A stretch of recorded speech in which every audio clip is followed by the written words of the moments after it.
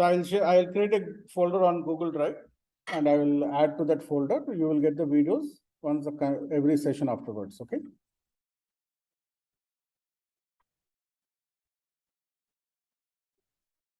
So all of you are in the home page of the Jupyter Notebook, right?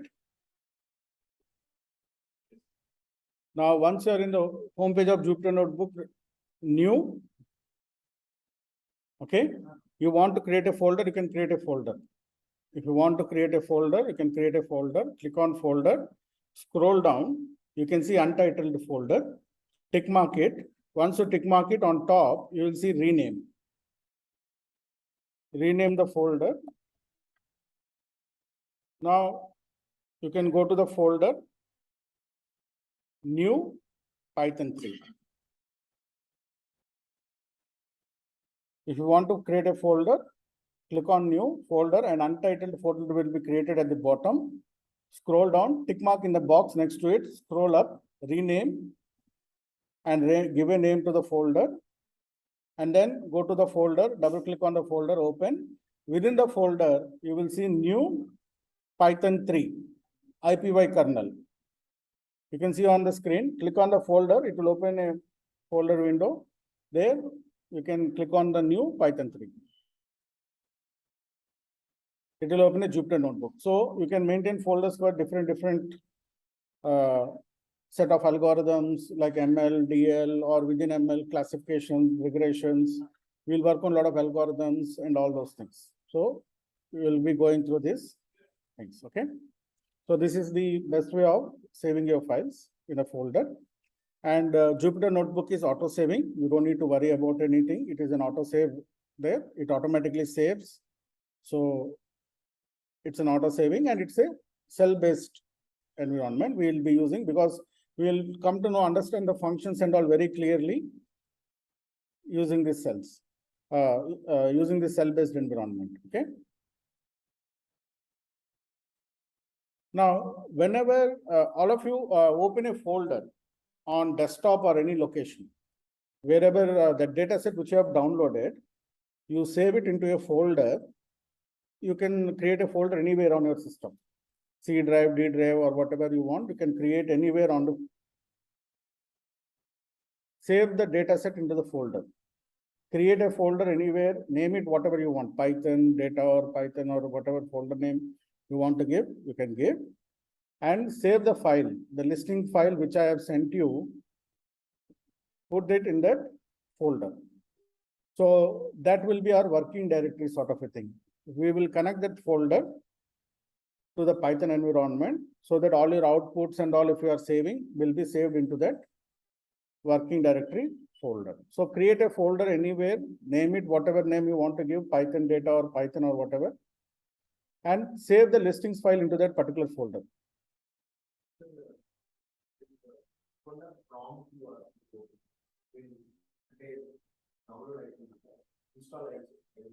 Anaconda Navigator you have to open. You are in Jupyter, you are not in Jupyter environment? Okay, you have now you have to go to the list of programs. Anaconda folder will be there. The first one, Anaconda Navigator, or you can search it, Anaconda Navigator.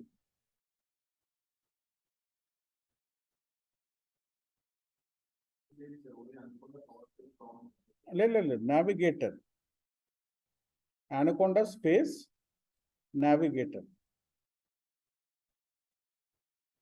A green circle will be there.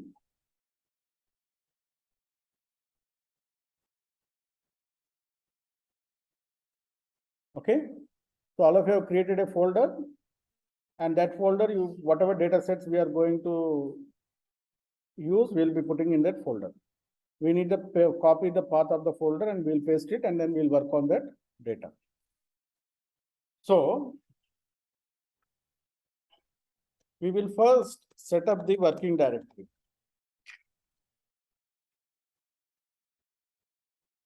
Set up the working directory. Now I will also write the notes, everything in this cell only. If you are comfortable with typing, you can do the whatever notes I am typing, you can type in the cell with the hashtag, or you use a pen and paper, or anyway, at the last 5 minutes of the session, I will email you this notebook. If notes is there, I will also email you the PDF version. I will send you both the IPNB file, which is the default version of the Jupyter notebook, and also a PDF file. So if the notes is there, I will send the PDF file also. If notes is not there, only IPNB file will be there. So whatever notes related to the stats, the models, the various aspects of those, I will be typing in the same Jupyter notebook, and I will share it immediately in the last 5 minutes. The files will be emailed to you. Both the IPNB file, which is the Jupyter file, as well as the PDF file. So we will set up the working directory, import IO. IO means input output folder, which is a part of the default Python. %CD, %CD, double quotes. All the Windows guys give double quotes. Mine is Mac, so I'm giving single quotes. Windows guys give double quotes, and go to the folder which you have created. Right click on the folder, properties. Right click on the folder which you have created, properties, and in security tab at the top you will see object name. You will see object name, and then the full path will be there. C:, the whole folder path will be there. Right? Copy the path and paste it in the double quotes.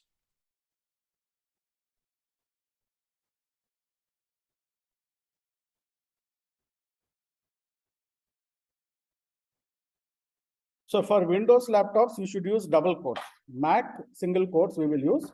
Right click on the folder, properties, security tab, general and security tab. In that first one, you'll see object name. You'll see the path, C:, and all.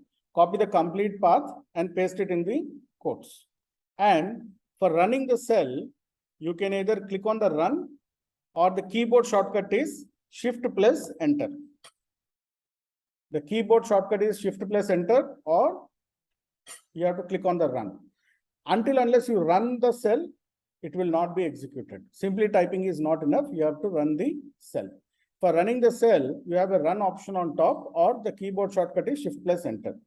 Now you should see the path. You will know if you get any error like Win202 error or something, tell me. There might be special characters and all in the path. You have to recopy the path and paste it. Otherwise, you should see the path here like this. Right? All of you got the path as the output? Email, just check your email. Mail delivery system failure. I think this is yours only. Sunita Nagare 8790. Sorry. Sorry.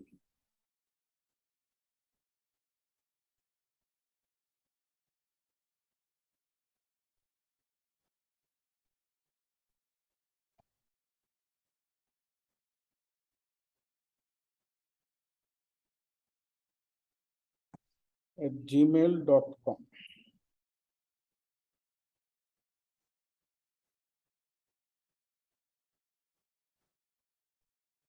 Okay, I sent it now. Just check it.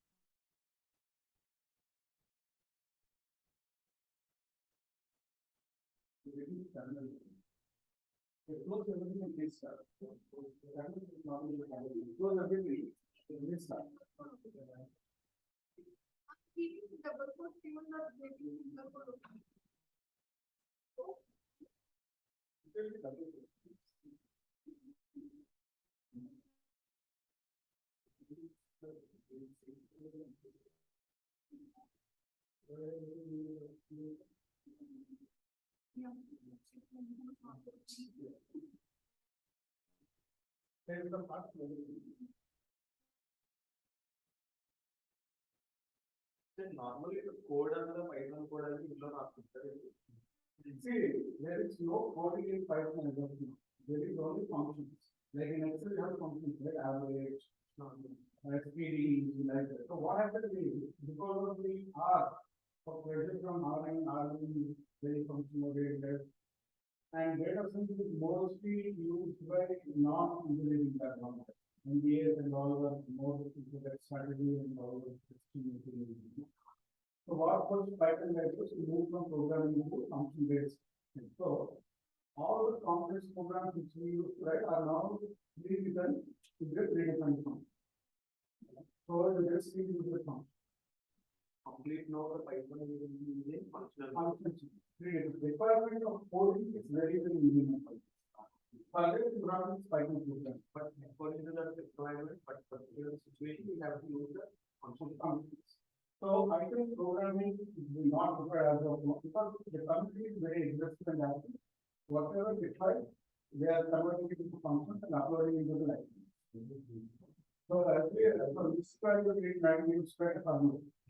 Now there is nothing they incorporate everything into function for filling. If we give that function automatically it will see that. It identifies the missing value and it will the value what it is. The whole code of which is spread formula by the each statement and all the values everything is found. It's all function based and everything is predefined. And every day we get new and new libraries. New and new algorithms are also being converted into. See, conversion network when I use image processing algorithm, we are with a very large Python programming file, .usr we used to run it. Now it can be done with a simple CNN file. That is the level of automation that we are building into this. The requirement for coding will be very high. Now, in the last Python program, we have a couple of questions. Where we will talk about iterators, modules, classes, volumes, and all. But you have this understanding. That's part of the curriculum which is doing very well. We have to say that so here we will use iterators, rules, classes, modules, libraries, functions, and application development and but Python programming is a separate set of things. We call it as full stack Python. Full stack Python will be Python programming. Where we will be working with HTML, I think we want to go full stack Python, much more HTML, Java, C, C++. Everything is everything has to be Python set of things. Here we are looking at the data science part of it. We are looking more at the data science part of it. Typically, we are looking at profiles. Data analyst is the bottom. Data analyst will work on SQL with Power BI or some basic Python. Next comes your data scientist who are the guys who work on model buildings and all those things. And apart from this, we have data engineers. Data engineers work on DevOps and MLOps, work with cloud-based things. And then data programmers. Where the Python programmers and C programmers and Java programmers will come into picture. So programming is a different skill set. So that's where you look at full stack Python. Full stack Python, that's a different course for Python programmers. Okay, shall we move forward?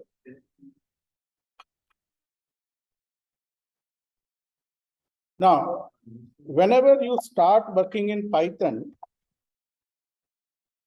there are certain libraries which you need to import. The first library is the Pandas library. Pandas library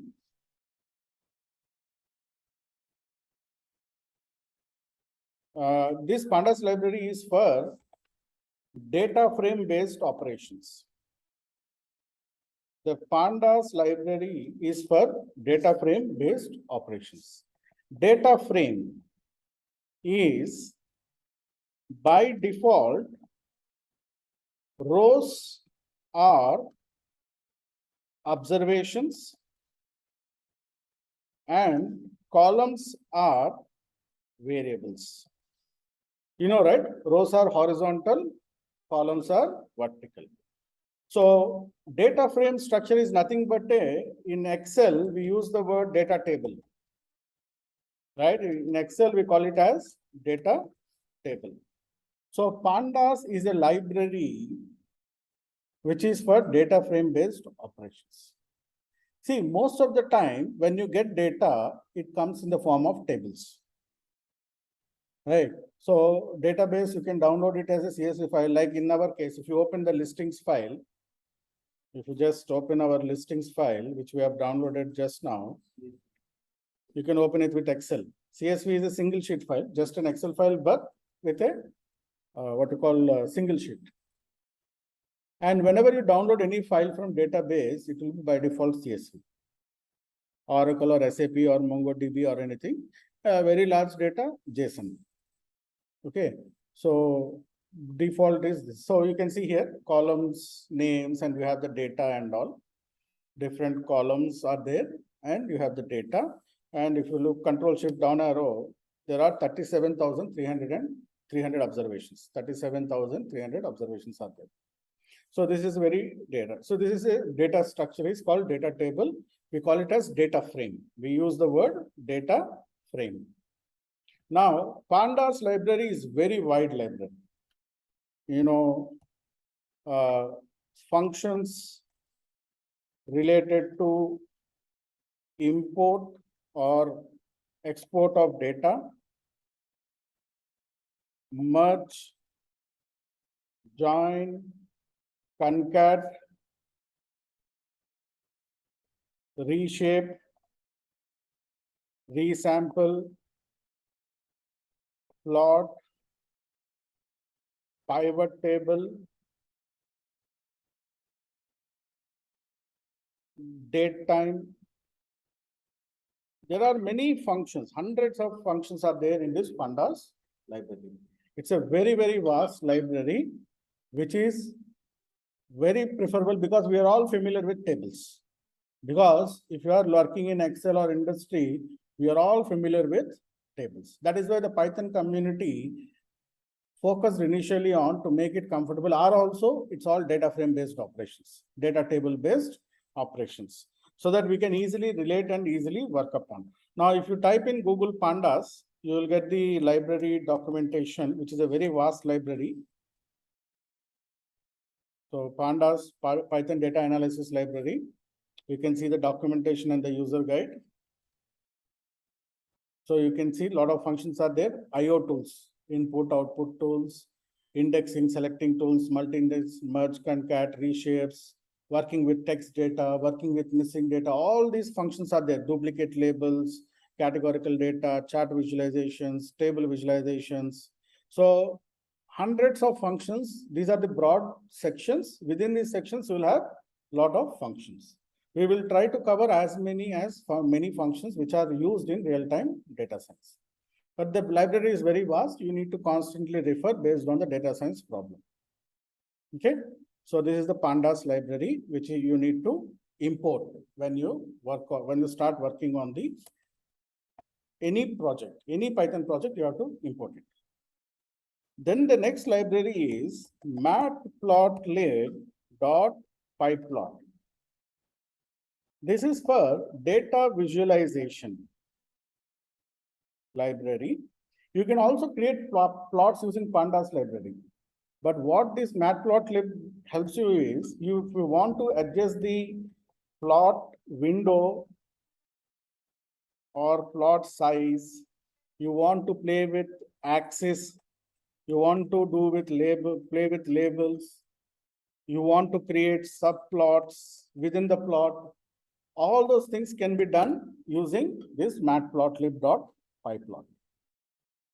We can do basic plotting in pandas library, but if you are trying to do adjust the plot window, that you want to increase the plot size, you want to reduce the plot size, or within the plot you want to have multiple plots, we call them as subplots. That time you have to use this library. This library is very interesting library. We will also work on exclusive visualization libraries called Seaborn. There is a library called Seaborn, which is exclusively for visualizations. Doing complex visualizations, we'll work on it. But the base, we need to understand matplotlib.pyplot. Then the core library of Python is NumPy. The core library. This is the heart of the Python, heart and brain of the Python, both. Array or list-based operations. Arrays or lists are the fundamental data structure of Python. Arrays or lists are the fundamental data structure of Python. Even if you give the data in a table format to Python, in the backend, it will break it into arrays. We will give it as the table only. We will give the data as table only. But when Python is start computational process is beginning, the first step Python will do is break the table into arrays. And these arrays will be processed for computation. These processed and computations will be done. So whenever you do any computation in Python, the output will be arrays. That you keep in mind. Whenever you do any processing or computation, the output will be in the form of arrays. It can be a single array or a multiple set of arrays. And you can convert them into data frame. Very simply, pd.dataframe, it will convert it into data frame also.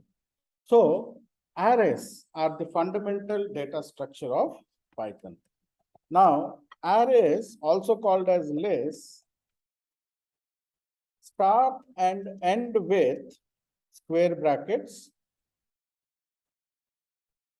The arrays or lists start and end with square brackets, and elements separated by comma. The elements are separated by comma. Arrays or lists, they start and end with square brackets, and the elements in the square brackets are separated by comma. So NumPy is purely for array-based operations. And NumPy is very large library. It supports many processes. If I go to the Google and type NumPy, this is the heart and brain of the Python programming, because if you see here, look at the thing. It is having functions related to quantum computing, statistical computing, signal processing, image processing, graphs and networks, astronomy processes, cognitive psychology, bioinformatics, mathematics, chemistry, geoscience. All NumPy has these sub-libraries. Within NumPy, you have sub-libraries related to quantum computing. You have sub-libraries related to statistical computing. You have sub-libraries related to signal processing. So there are many libraries. In Pandas, we have functions. Here, libraries will be there. And within libraries, you will have hundreds and hundreds of functions. So NumPy is a very, very vast library, and it supports almost all the required process, and it's a very advanced library, constantly updated. We get updates on a every fortnightly basis. They're adding new things to the things. This is the new one they have added, architecture and engineering related. This is the new library they have added into NumPy. So they are working on a lot of libraries, and most of this work is done by the universities. In US, Europe, Australia, they work on these libraries. Students and all the professors, they work and create these libraries. And there is a very strict protocol that is followed by the guys to approve the library. It is not that you can just submit and approve it. No, there is a very community guidelines are there. A review, multiple peer reviews will be done for the library. And based on a very thorough process, the library will be approved and included into the environment, this NumPy or Pandas. There is an 85% rejection rate in the library approvals. Only 10 to 15% of the libraries will be approved by the community. So this is a very active community, and they have been working very aggressively to add more libraries and to make it very easy for the users to work on complex processes. Now the agenda is, their main goal is non-programming, non-technical guys should be able to use this things. That is the primary agenda. So within the NumPy, which there are, I told you, a lot of sub packages. The sub packages which are essential for us, for our is scipy.stats, statistical analysis. So once you import the NumPy library, these libraries will be automatically imported. All the sub libraries are also automatically imported if you simply say import NumPy. Okay, so we will be using certain sub packages. scipy.stats for statistical analysis, stats models for IoT or time series analysis,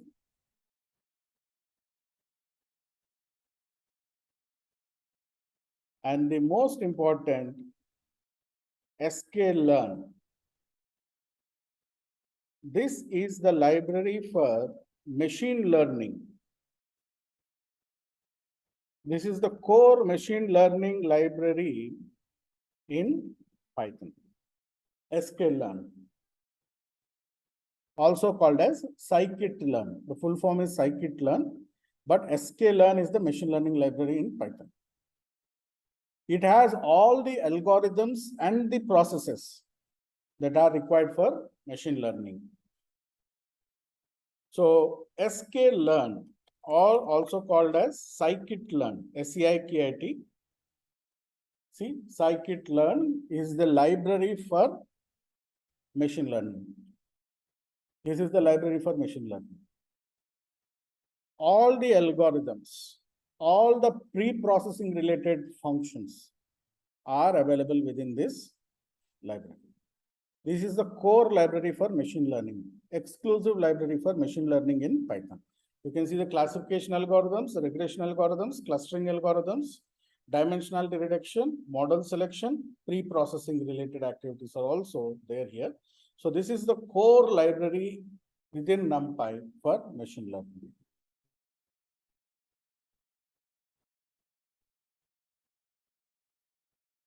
Okay. So we will be using all these libraries. scipy.stats, we will be using stats models. sklearn, we will be using from almost from day one or next week onwards, we will be using them when we start getting into the data pre-processing and all. Okay. Now, apart from this, there are other libraries. NLTK, Spacy, text blob are the libraries for natural language processing. Text. The text data, we have these libraries, NLTK, Spacy, and text blob. These three libraries will deal with any type of text processing. Any text processing. Even voice assistants like Alexa, Siri, they also have this Python being used in their production. You also have speech translations, speech to text. Then you have your what you call finding patterns in text data. Text is an unsupervised data. Text is an unsupervised data means generally text will be a set of words. Okay, a big set of words will be there. We don't know what those words are all. We have to process those words and then only we can find a pattern and then we understand the text data and then we go and analysis. Because the fundamental of NLP is words. Sentences are broken into words. If it is a sentence, we can understand. But once you broke the sentences into words, it becomes unsupervised. You will not have any understanding. Why I'm using the word unsupervised means we will not have proper understanding of the data. Supervised means we will have an understanding of the data. We will go through these words. Then we have TensorFlow, Google's TensorFlow and Keras for deep learning and image processing. Deep learning and image processing, I think we have to add OpenCV also. OpenCV. So these are the libraries which deal with deep learning, image processing, right? Very, very important aspects of data science. Medical diagnostics, what you call in e-commerce, images play a very important role, right? Tagging the images, what that image belongs to, traffic control, again, CC camera footages and all those things can be processed using these libraries. We'll be working on these libraries. And then PyCharm is for deployment. We will be working on the deployment environment. We'll try to create an app and then put it in the thing and we'll understand how the deployment is done. Basically, this will be done by the engineering and the programming guys. So as a data analyst or data scientist, you may not be bothered about it, but a little bit of understanding as per the curriculum will be given on how the deployment will be done.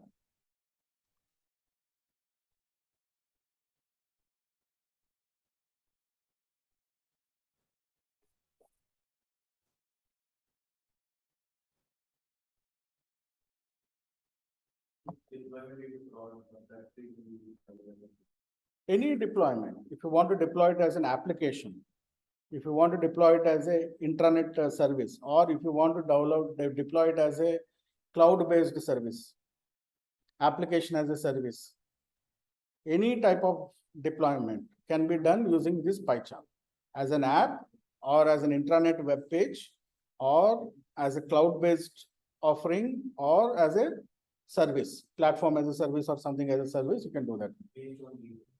Based on need, yes.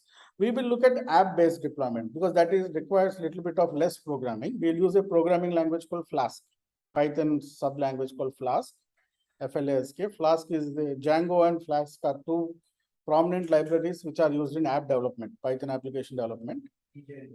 DJNGO, Django and Flask.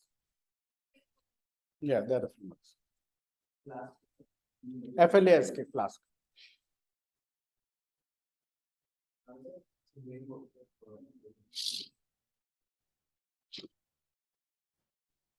Okay, so these are the introduction of the libraries which we are going to use during our curriculum in the next 3 months or so, whatever time we are going to take. We will cover all these topics, and whatever we are covering in Python, same will also be covered in R.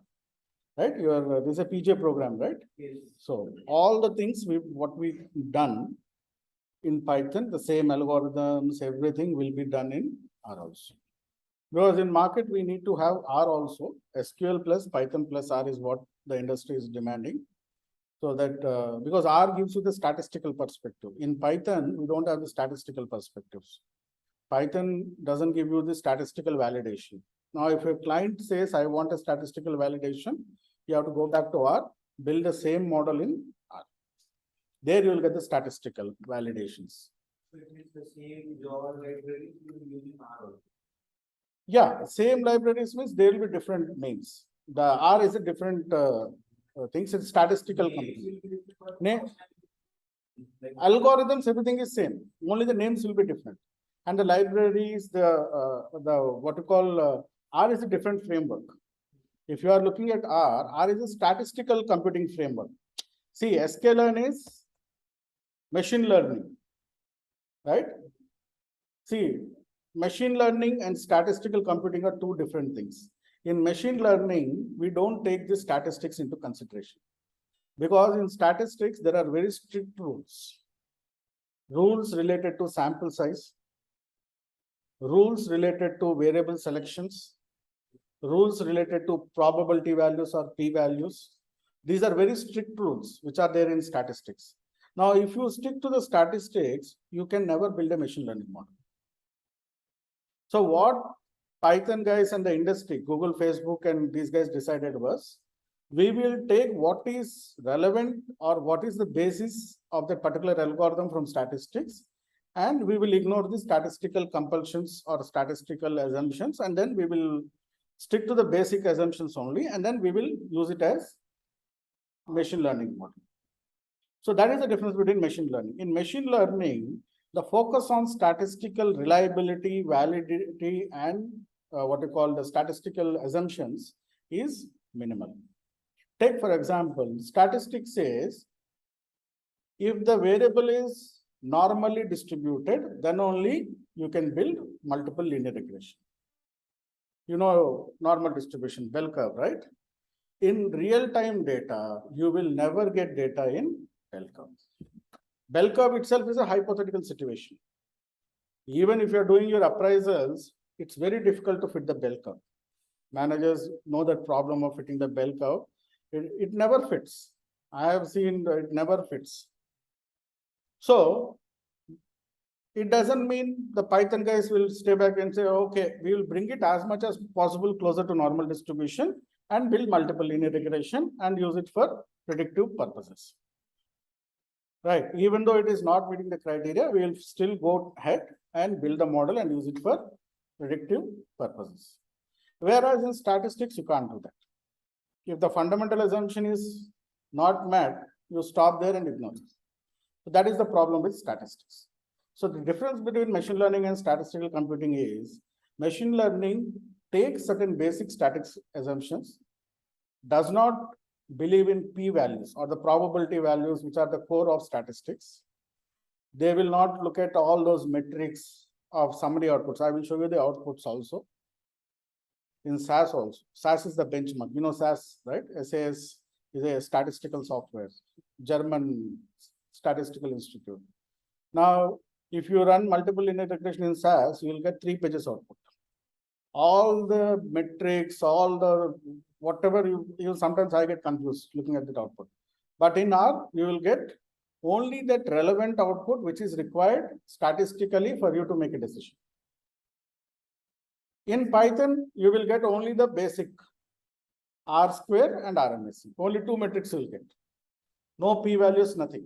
In R, you'll get all the p-values, you'll get the visualizations and all those things. So that is the difference between R and Python. R is a statistical computing software. Whereas if you look at our sklearn, they don't use the word statistics anywhere. Okay? They use the word machine learning. Machine learning in Python. They don't use the word statistics anywhere. And in Python, you will not get a statistical output. If your client says, I want a statistical output, you have to go back to R or SAS, whatever software you have access to. You have to build the same model, exactly the same model there, and get the statistical output and send it. These days, some of the clients are asking, because the students are calling me, previous batch students asking, sir, which software should I use? I said, you can use SAS. SAS is also free. Earlier, SAS, if you want to buy an original license, it costs around 12 lakhs. With server investment, it comes to 15 lakhs. But that's a benchmarking software. In pharmaceutical industry and in financial industry, insurance, SAS is compulsory. You can't use Python and R. Yeah, but software only. Yes. No, SaaS and SPSS. SaaS is a paid software. SaaS is the benchmark. Actually, the whole statistics converted into software and done by was by the SaaS Institute. It's actually a non-profit institute run by some university professors. They developed this SaaS software. Now it became a big organization. SaaS is now a very big software, very costly. That is a benchmark. Everybody has to compare their performance with SaaS. The second is SPSS. Now SPSS is owned by IBM. IBM bought SPSS. IBM SPSS costs around 3.5 lakhs. One license costs around 3.5 lakhs. So SPSS is also a benchmark for statistics. So SaaS and SPSS are the two softwares which are benchmark for statistics. You have other softwares like Stata. Stata is owned by Dell. Dell is also working on artificial intelligence using Stata, which is again statistical software. MATLAB has a statistical version called Minitab. MATLAB is for simulations in engineering and mathematical things. They have a statistical version called Minitab. So there are there, but the primary softwares are SaaS and SPSS. And SaaS is the benchmark. Now, because of pressure from R and Python, SaaS is also now free of cost available for learning and all, but the original software costs you a lot. But it is compulsory in pharmaceutical and BFSI industry. It is the software for regulatory approvals, clinical trials, or some other related things. Only SaaS can be used. If it is a non-regulatory process, they use Python and R. Novartis and all, they use Python and R for non-regulatory processes. If it is a regulatory process, they have to use only SaaS. Clinical trials or in insurance, the actuarial processes and all, they all use SaaS only. I'll show you the SaaS also. You can easily log in with your Gmail ID. That's not a problem. So this is the R1. We will also install R. This is the statistical computing. And R has all the relevant required things which are now initially R had a restriction of data size, but the latest versions that restriction is gone. It is also being now modified to work with large scale data. Initially R had a problem, 5 lakh rows only, because statistics again sample size is a problem. In statistics, they say you cannot have a sample size more than 50,000. There. So for that, 5 lakh rows is more than enough, right? But because of the market demand, now R is also modifying the large scale data. Now they are developing the versions that works on millions of rows. They are also decided to go with the market. Where Python handles 10 lakh rows, 20 million rows very easily, R has a slight issue right now. Slow is it works, but it is slower. It is comparatively slower to Python. But maybe by end of this year or next year, they will also make it faster. That is the primary community is now working on that, making R relevant for large scale data.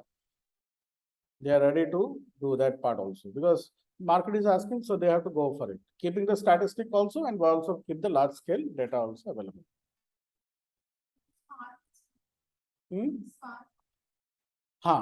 Apache Spark is in the Hadoop environment.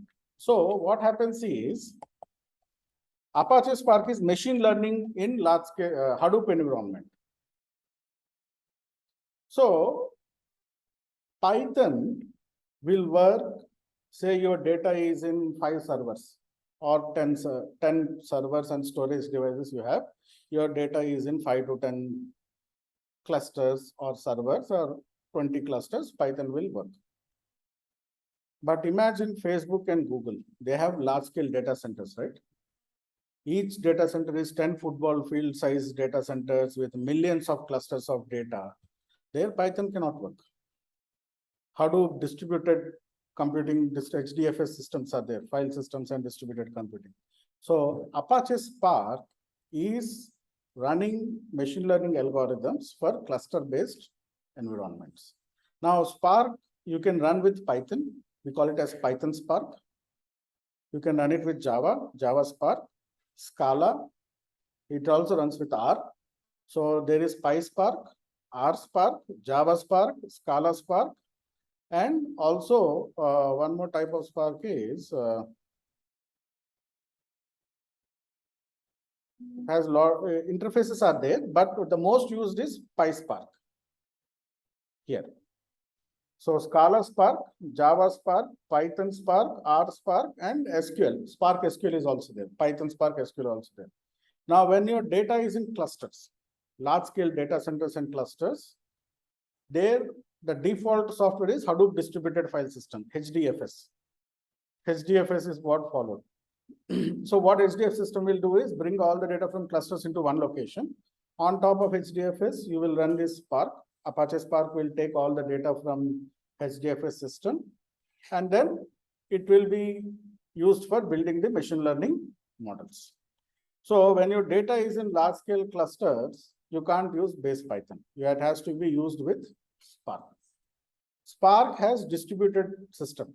We call it as resilient distributed data system. So what happens is they use pipelines. So Spark also keeps the data in clusters only, but a pipeline will be created where it will, pipelines, right? Water pipelines or gas pipelines. Water sends to all houses. Same thing here. Instructions will be sent through a pipeline through all the clusters. And all the clusters will perform those tasks. And in the same pipeline, they will send the output back to the core cluster. So Spark is used there. When your data is in millions of clusters, you have to use PySpark. And PySpark, we will work on, I'll only teach Python Spark. We will be working using Google Collaboratory because there the installation problem will be there. Some of your laptops might not support Spark installation. Whoever says support, we will install it on the native system, or we will use the Google Collaborate. So Spark, you have this machine learning. If you want to run machine learning algorithms on data center levels, then only option is Spark. And Python Spark, anyway we are learning Python, anyway we are learning R. So R Spark or most use this PySpark, followed by Scala Spark. Most use this Python Spark, followed by Scala Spark. Because a lot of people are familiar with Python, they are using PySpark. Not much of a difference you will see in the front, but in the back end, there is a whole lot of difference. Back end, there's a big difference. The data structures will be different, the methodologies, the frameworks, everything will be different. But you will not see it. You will see as if you are working on a Python framework only. But the way the back end works is completely different. Okay. So PySpark, I will only cover all the same algorithms which you are running, including recommender systems,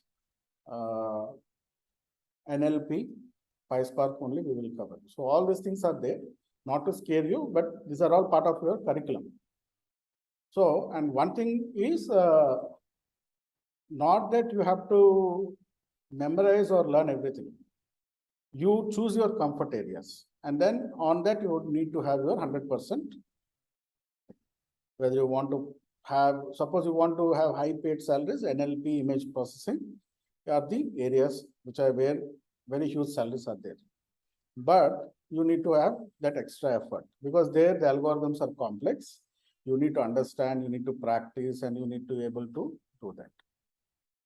If you are looking, if you're not that comfortable, SQL plus Python, I will stick with data analyst roles with 6 lakh or something like that.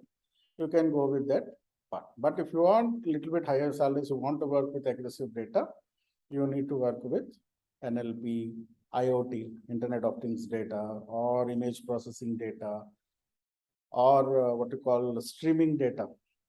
Because most of the internet is streaming data, right?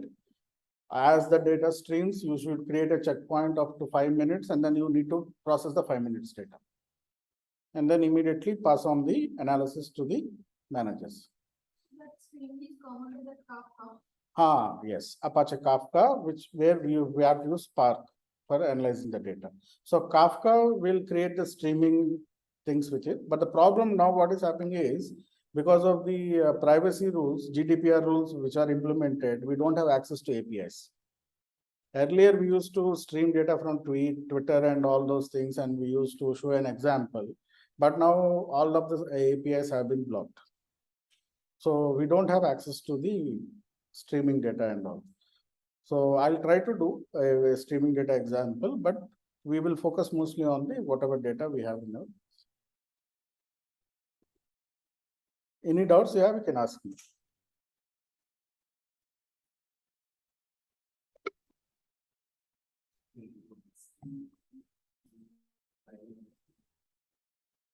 Stock market will come under streaming only.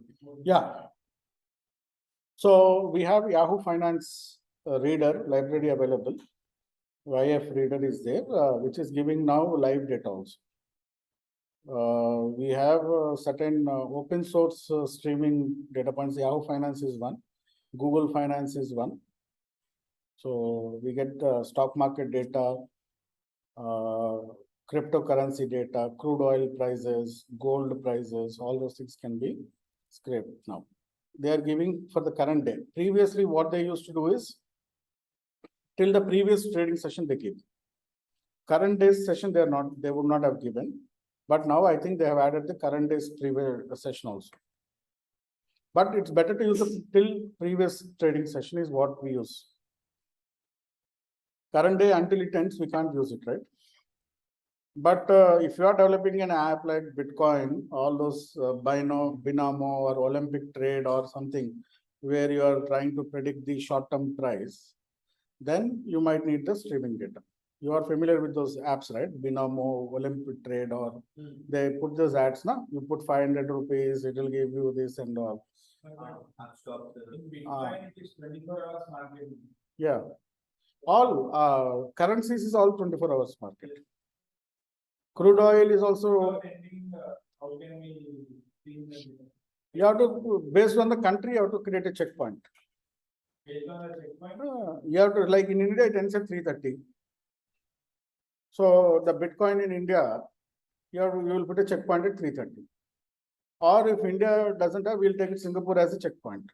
There are financial centers, right? Singapore, Hong Kong, Frankfurt, New York, Chicago, and all. So you will take the nearest checkpoint based on the trading sessions there. So that is how we have to create a checkpoints. For Bitcoin, we don't have officially because government is not recognizing it, right? So we either follow Singapore or Hong Kong. Singapore or Hong Kong will be our checkpoints, the trading sessions there. But it's a 24 hours market. Okay. So let us import the libraries. Import pandas as PD.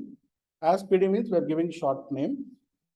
Import numpy as np. Import matplotlib dot pyplot as plt percentage matplotlib inline.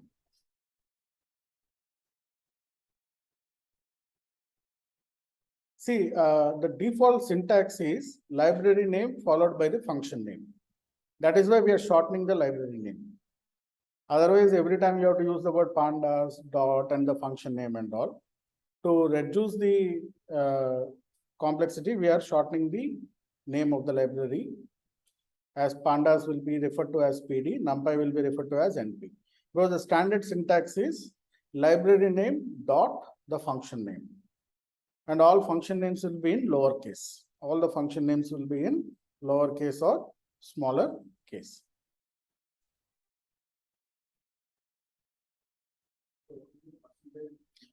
So the fourth line is to see the image or graph immediately after the cell.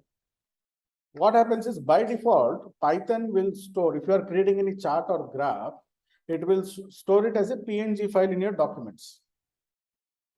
Instead of doing that, if you add this percentage matplotlib inline, it will show the graph immediately after the cell. So the fourth line is to see the chart or the graph which you are creating immediately after the cell. After the line itself, we type as we write comments. Yeah, no issues. Yeah. After inline. Yes. Yeah. Inline also. You can write like, we will write like that also. Next to the function.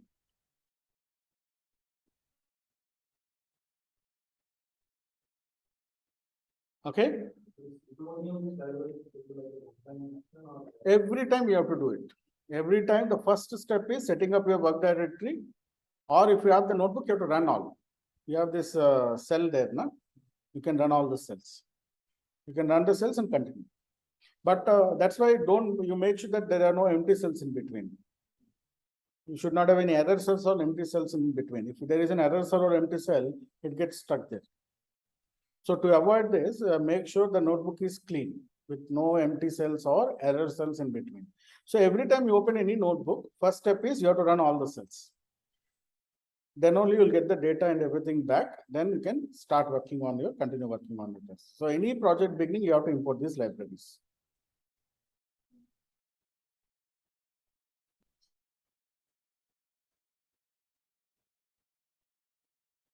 Okay. Now let us import the data. Yeah. Now we are importing the library. Yeah. For the entire, all the functions, there will be a. As long for this whole session. And for the complete folder. No, not folder. This notebook only, these functions will be available till this session. Once you close this notebook, you have to go back and run all the cells again. You have to re-import it again. Re-import it means run the cell. Run the cell, that's all. You don't need to do it. The notebook will be saved. Open the notebook and run all.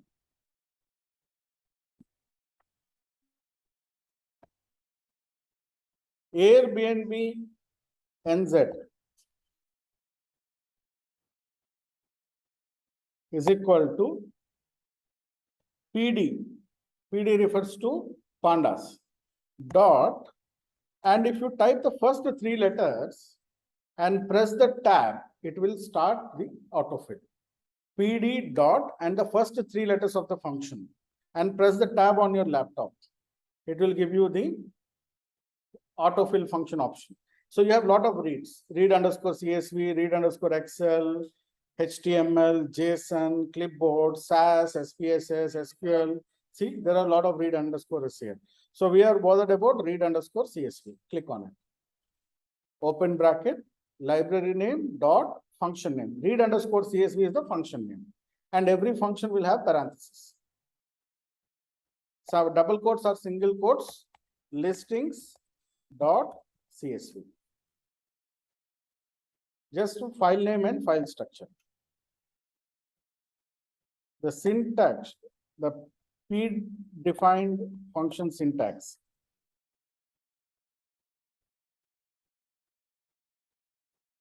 is library name dot function name. Function name must have parentheses. Every function will have parentheses or round brackets. Either the parentheses will be null or you can give arguments in parentheses. In this case, PD refers to library name, read underscore CSV is the function name,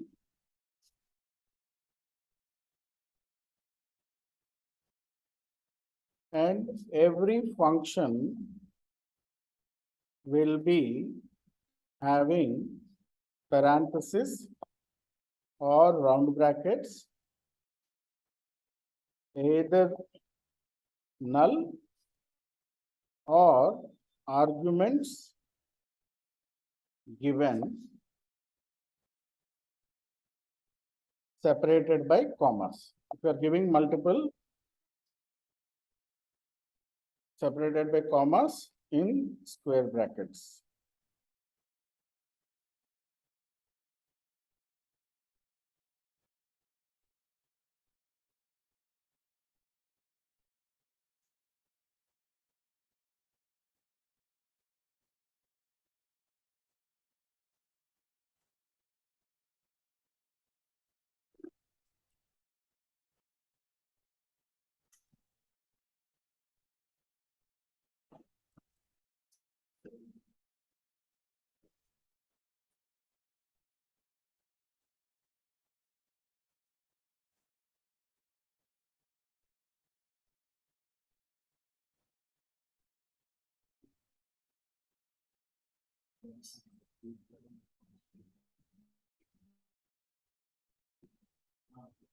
So PD is the library name, dot the function name, and in parentheses, we given the file name and file format. File name followed by file format.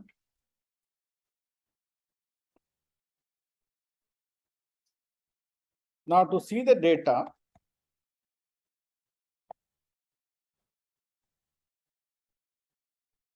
we have a function called dot head.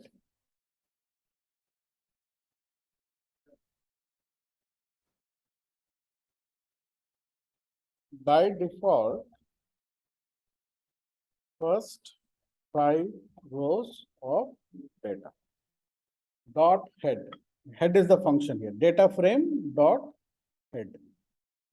Head is a data frame based operation. Data frame name dot function name. Data frame name dot function name.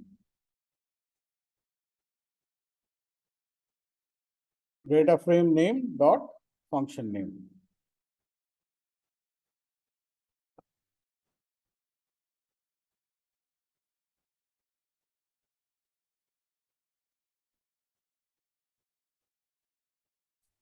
Dot head. Data frame name is Airbnb NZ dot head. Will give you the first 5 rows of data. Got it, all of you? You can see the data, right? Host name, last review, lot of data is there, right? Dot head.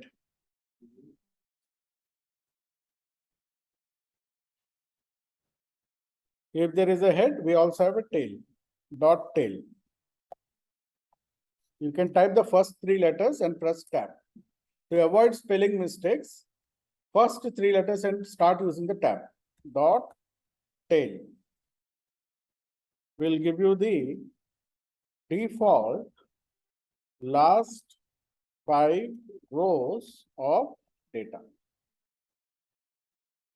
If you want to give more, you can give in the round brackets the integer value. 20, 30, 40, 21, 32, whatever you want, you can give within the brackets. So first 20 rows. This will give you the last one. Tail will give you the last 20 rows. Slicing, we'll talk about it. I'll talk about the indexing and slicing. That we'll do. We are at the beginning now. Slicing, indexing will go there. Suppose you want last 50 rows.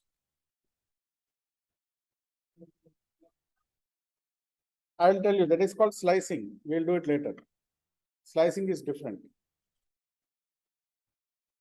So this will give you the last 50 rows of data.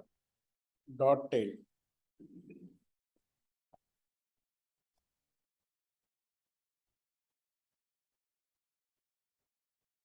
Right? Head, tail, these are the functions you will run on any data. Once you get the data, you have to run these functions.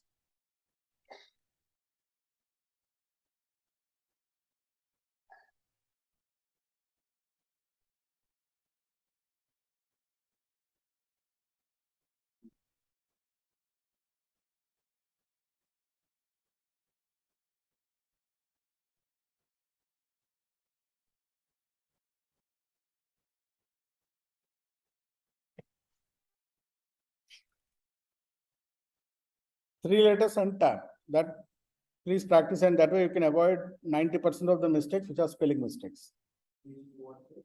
3 letters and tab. See, A and then tab. Press the tab. Dot shape. Shape is a function that gives you number of rows or observations and number of columns or variables. Dot shape. Shape is one function which does not have round brackets. It's an exception.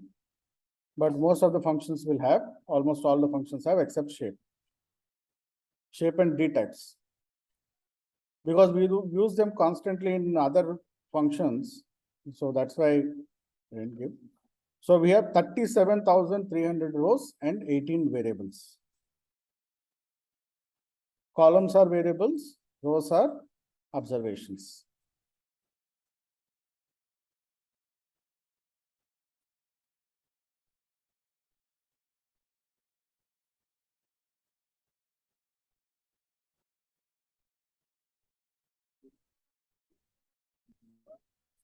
data frame dot function name.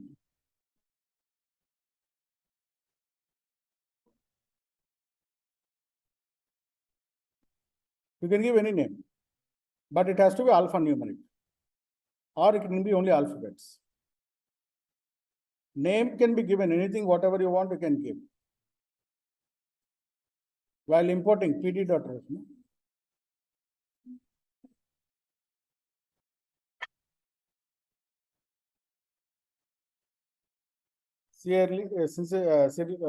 Similarly, airbnfng dot d types, individual variable data types. Individual variable data types. So in Python, the individual variable data types are int 64, float 64-bit, object, which is string or character,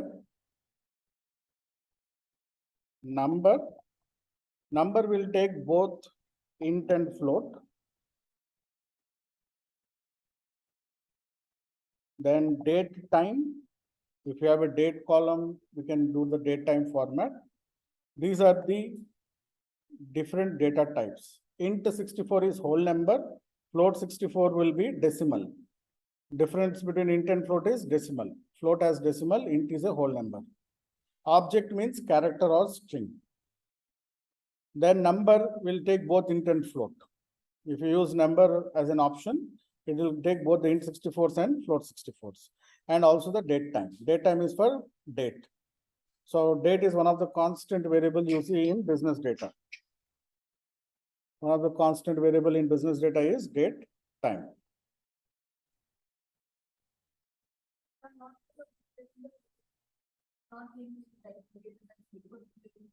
No need. It automatically recognizes.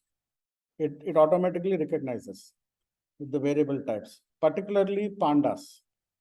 Pandas has automation where it automatically recognizes the data types. You don't need to declare them. That is another thing. See, R also has, initially it was not there. We used to declare.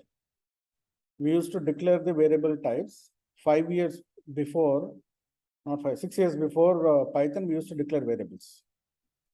Now no need, because they have they put the automation inbuilt, where it automatically recognizes the data types. Now, if at all sometimes it wrongly identifies, then they have created a function called as type. And then in as type, you give the data type, it will automatically convert it into that particular data type.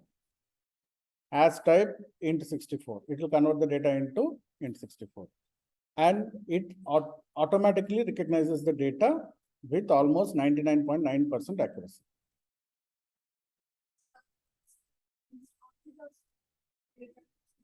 Which one? We will come to them. We'll come. Suppose this is a tuple. This is a tuple. We'll come to them. So we'll go by one. We'll talk about them also. So we are now focused on the data frame based operations.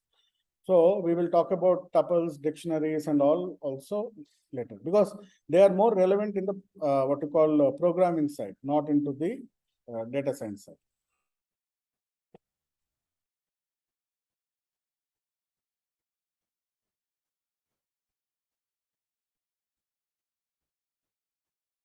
Okay, data types, all of you got it. Individual variable data types, it requires. If at all you want to change, you have this as type function.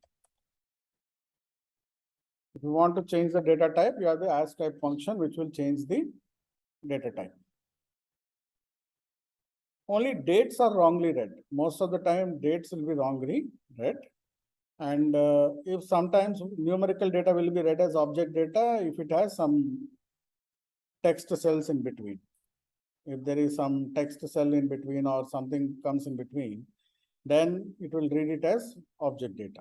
So there we have to remove the text and then we have to convert it into integers. We will do all these processes because in real-time data, we see all these challenges.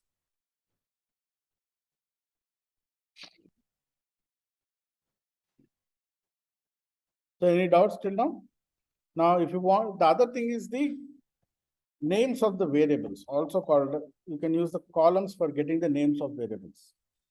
One of the constant things we do is we constantly select variables for various reasons and all. So dot columns will give you the names of all the variables. And as you can see, the character data is in quotes. The character data must be given in quotes, either single quotes or double quotes. When we thought of getting the data types, then also we got all the column names, right? Yeah, you'll get all the column names also. But here, if you want a column name, you have to have the quotes. Character has to be in quotes. In the previous version, there are no quotes, right? Here you have the quotes. You can just copy paste. All the Windows functions will work. Control C, Control V, you can copy paste from here. Okay, so we need this thing for whenever you want to, because if you make one single letter spelling mistake, it will say column variable not found, and it will give a big error. To avoid all those things, it's better to copy paste. Copy paste from the list, whatever you are getting. So these are the basic standard commands which we have to run whenever you get a data. Whenever you get any data, to understand what you are dealing with, you need to run some of these basic commands. So we now came to understanding that our data has both numeric and as well as non-numeric data. It has 37,300 rows, 18 variables are there. So we have some understanding of the data, and we can see the data also. And we can also see NaN means missing values. Now it also saying that we have missing values. Missing values are by default imputed with the word NaN. Wherever the cell is empty, when you are importing the data, whenever there is an empty cell, by default, NaN will be inserted. That indicates a missing value. It is also an automated process. Whenever you are importing data into Python environment, any empty cell will be inserted with the word NaN. NaN means missing value, not a number. So you can see here various things, and you can see the data points and all have the understanding of the data.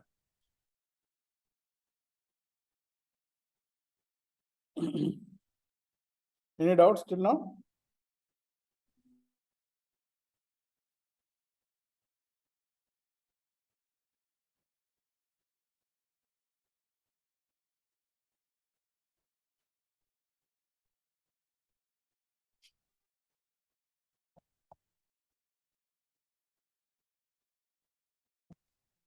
So once you give the data frame name and dot and you press the tab, you will get all the functions which you can run on that particular data. Data frame name, dot and tab. You can run all these functions on that particular data frame. You can do aggregate, append, backfill, lot of functions are there which can be applied on that particular data frame. Dot and tab. So autofilling, use the autofill option. That way you will avoid all the mistakes and all the errors.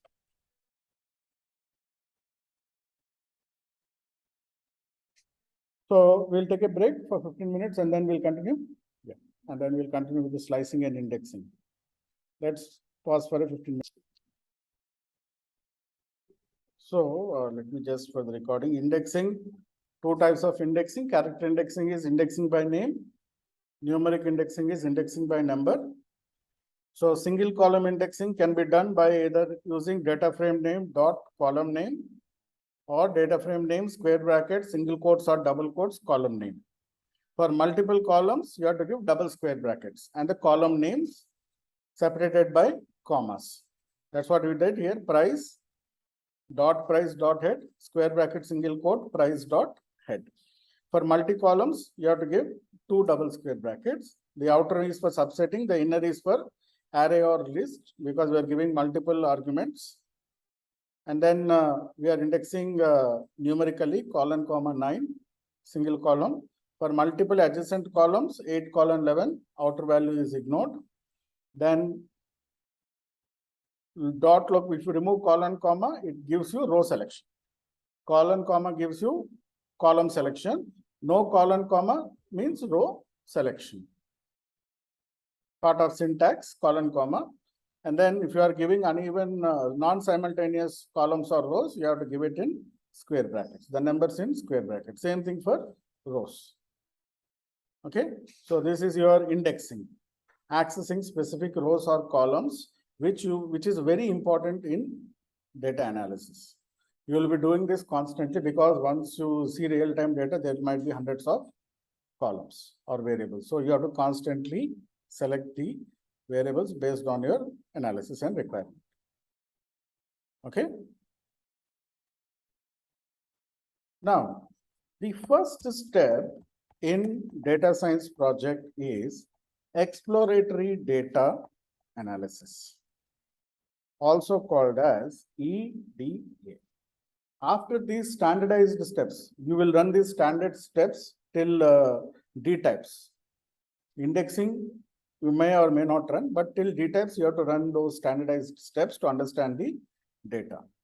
There you will have a basic understanding of data. For a deep and thorough understanding of data, we need to perform this task called exploratory data analysis. EDA provides a thorough or complete understanding of the data. It provides the complete understanding of the data. It involves three components. The first one is descriptive statistics. The first one is descriptive statistics. Second one is data visualization. The third one is data aggregation, or also called as wrangling. So EDA has three components: descriptive statistics, then data visualization, and data aggregation or data wrangling, which will give you, after doing this EDA process, you will have 100% thorough understanding of data. Then we will go into the next step, which is called data pre-processing. Once you have understanding of the data, you will know where the problems exist, and you will use the pre-processing techniques, relevant pre-processing techniques to tackle those problems. To understand the data, what we are dealing with, whether it has problems or not, if there are problems, what problems are there, what is the data structure we are dealing with, in terms of statistical distributions, what we should do. All these things you will come to know once you complete this process of exploratory data analysis. It has three components: descriptive statistics, data visualization, data aggregation, or wrangling. The three important components. Now, let us look at the first part, the descriptive statistics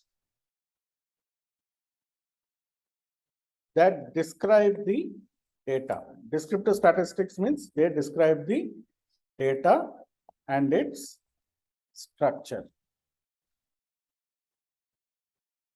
Now, did you guys went through any statistical class? No, no statistical class is done, right? Okay, done. Now, descriptive statistics. The first one is the measures of central tendency. What are the measures of central tendency?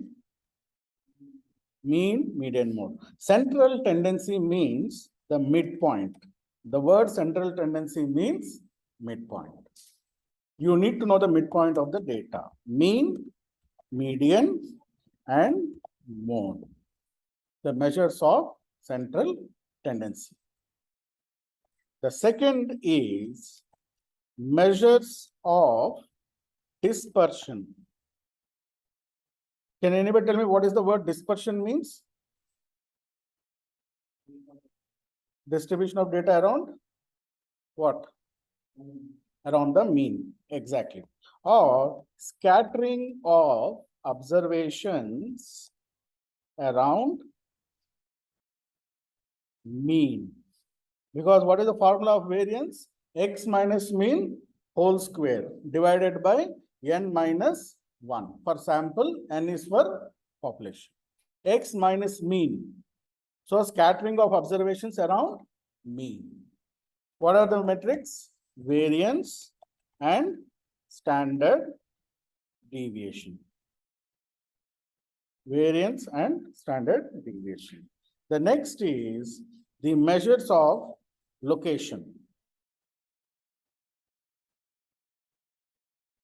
So, where the grouping of observations, measures of location is more of grouping of observations. We have something called quartiles. Anybody tell me what is a quartile? Quartiles. Percentiles. Deciles. Quartiles means they divide the data into exactly 4 parts. 25%, 50%, 75%. But before that, you have to sort the data in ascending order. You have to sort the data in ascending order.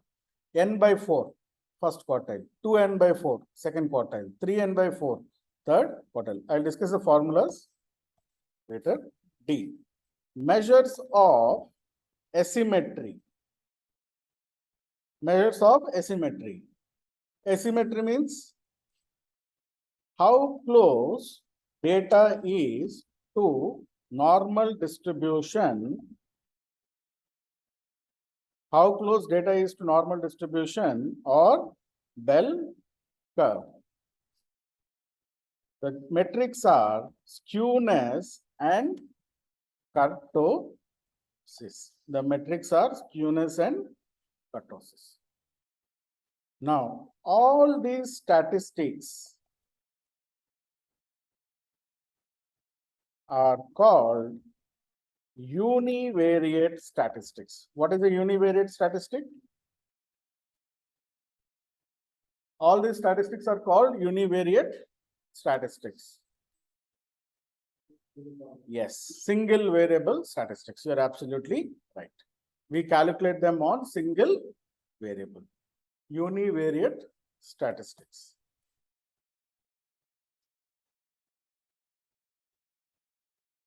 Okay. So these are the metrics which you need to calculate to understand the data. I will only cover the statistics. Maybe you want, they will arrange another statistical trainer later, but I will cover all the statistics as part of this. Like I told you, theory means nothing but stats. We will actually do the calculation of multiple integration, the mathematical calculation. All the algorithms which we are going to do will be mathematically calculated and statistically analyzed. All maths. That's why I'm telling you, 70% theory. These codes you will find anywhere. These codes you go to GitHub, you will find any code anywhere. That's not a problem. Yes, everything will be covered. As part of the things I covered, theory means everything will be covered.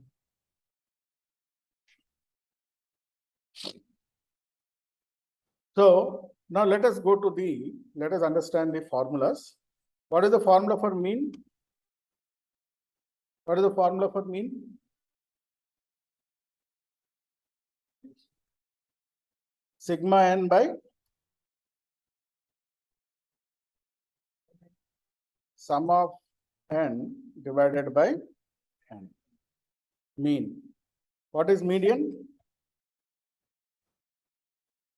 Sort data in what order? Ascending order. And if n is odd, then exact midpoint, right? If n is odd, exact midpoint. And if n is even, what will you do? If n is even, you will take m1 plus m2 divided by 2. That's a normal thing, or you can do appropriation also. Advanced mathematics, you do appropriation, right? If it is closer to m1 or m2, 70% or 30% appropriation is there, but simple is m1 by m1 plus m2 by 2. What is mode? Most frequent or repeated value. Most frequent value is mode, right?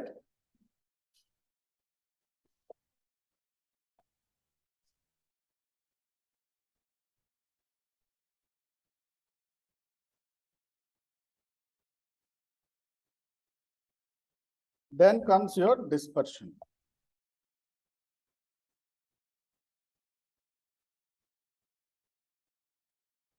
Variance formula.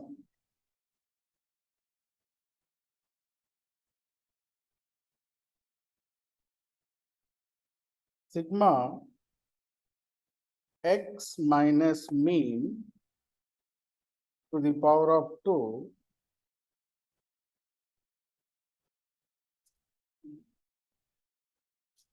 I have to copy it on top.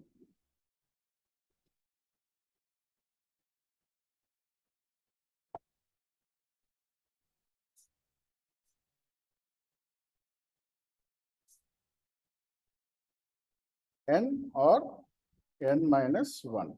What is the difference? N is what? Population. And n minus 1 is sample. N minus 1 is sample. The difference between population and sample is n is the population, n minus 1 is the sample, denominator. Population variance or sample variance. And what is the formula for standard deviation? Standard deviation is square root of variance. Square root of variance. Or square root of x minus mean whole square divided by n minus 1. Then location. Quartiles. So in quartiles, sort data in ascending order. Sort data in ascending order. Q1 is n divided by 4. Q2 is 2n by 4. Q2 is also called as what? Q2 is also called as median. Median or second quartile is same. Median or second quartile is same. Q3 is 3n divided by, and Q0 is the minimum value. Q0 is the minimum value and Q4 is what? The maximum value. Q4 is the maximum value.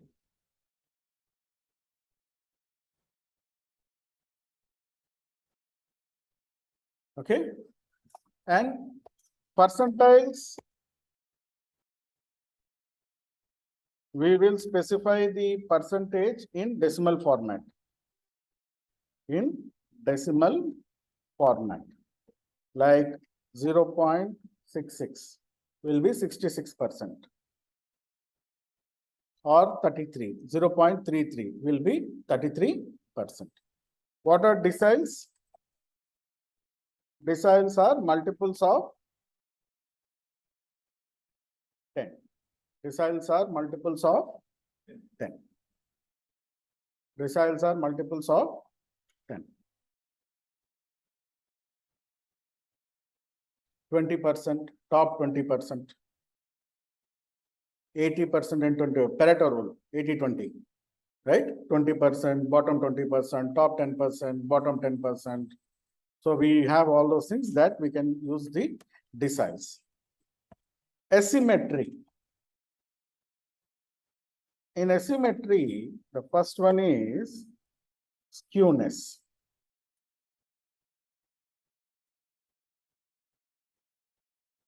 Which is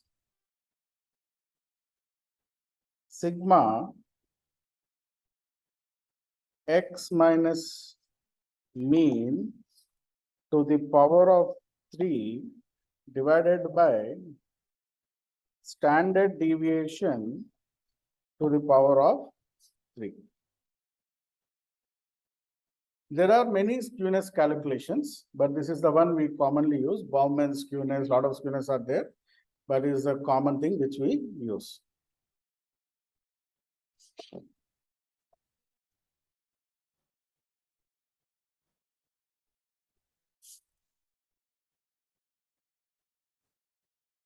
So kurtosis is same formula, but you will take it as 4.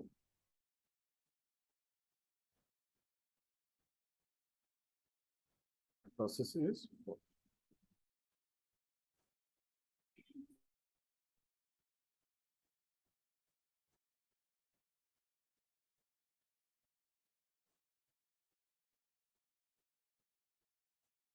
Okay.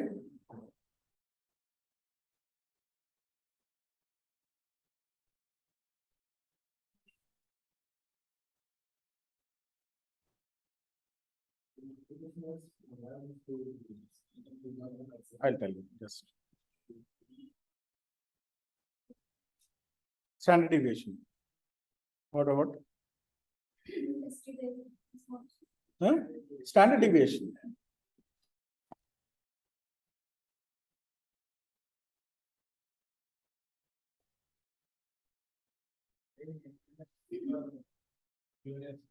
Hmm. Skewness formula, you are typing in Google, it is like -1. Sample. See, this is the, see, there are different formulas for skewness and kurtosis.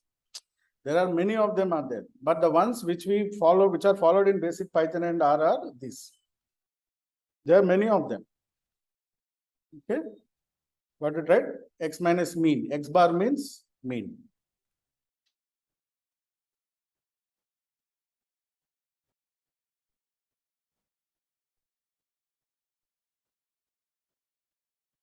Okay.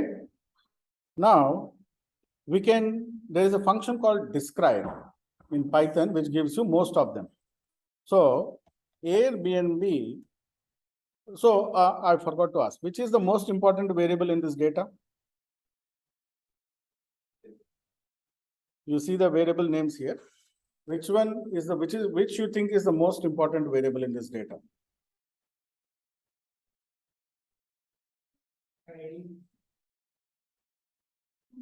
IDs we delete. Because there are 38,300 unique IDs, your model will never end. When you are booking a hotel room, what is the primary area of concern? Price. If you are looking at hotel rooms, what is the most important? Like what sir is saying is price. So the most important variable here is price. So price dot describe. Okay. Now describe will give you n or count, n or count or sample size. It will give you the min of the value, the max, the mean, the standard deviation, first quartile, Q2 or median, Q2 or median,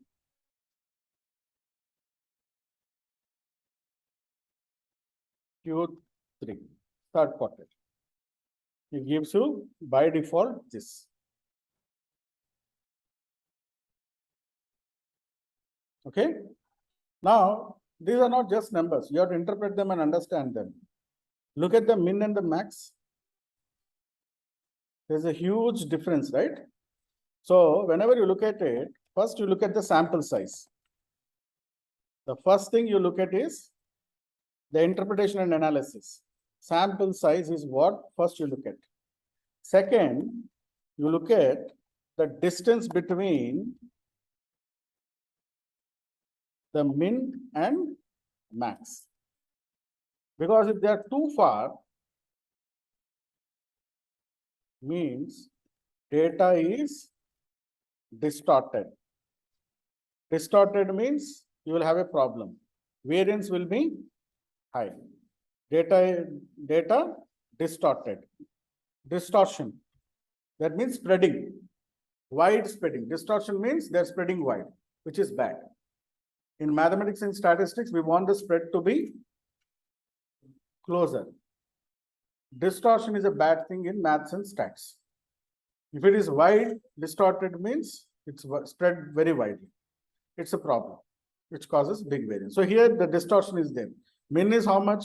$14. Max is how much? No, $66,782. So we have a problem here. Then look at the mean and the median. Mean and median must be closer to one another. Must be closer to one another. Here, the mean is 260, median is 175. 95 is the difference, right? Somewhere around 85 or something is the difference. Okay. Still on a higher side because standard deviation is also suggesting very high. See, the problem with mean is mean gets distorted by smaller values and larger values. Mean gets distorted by smaller values and larger values. If mean is distorted, we use median. If mean is distorted, use median. Now, I have conducted a statistics exam. Let us say I have conducted a statistics exam. Okay, the marks which 65, 67, 90, 92, 93. 5 students got these marks, right? So I've conducted a statistics exam and then 5 students got these marks, right? Now, print marks dot mean, sorry, this is an array, right? So np dot mean marks. So this is not a data frame. This is a array.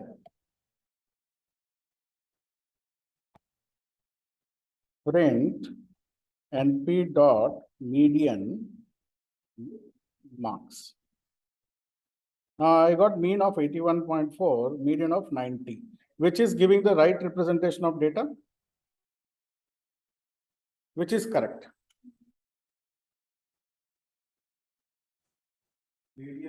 Median is correct because most of the students scored above 90.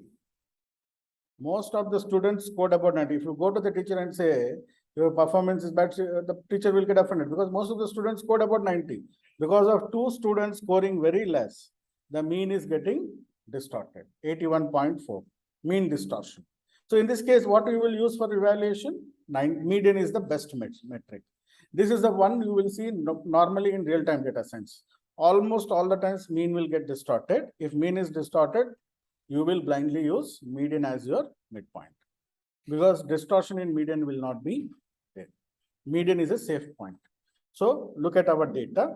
So here the mean and median looks closer. Mean and median looks closer, but standard deviation is very high. But standard deviation is very high, signals high distortion. Right? I would have preferred, if you ask me, I would have preferred a standard deviation closer to 100, either less than 100 or 120. That would have been my preferred standard deviation. But look at here, 728 is a very, very high standard deviation. See, mean is 260, median is 175, and standard deviation is 728. I would have preferred standard deviation somewhere around 100. That would have been my preferred standard deviation. There is no fixed values here.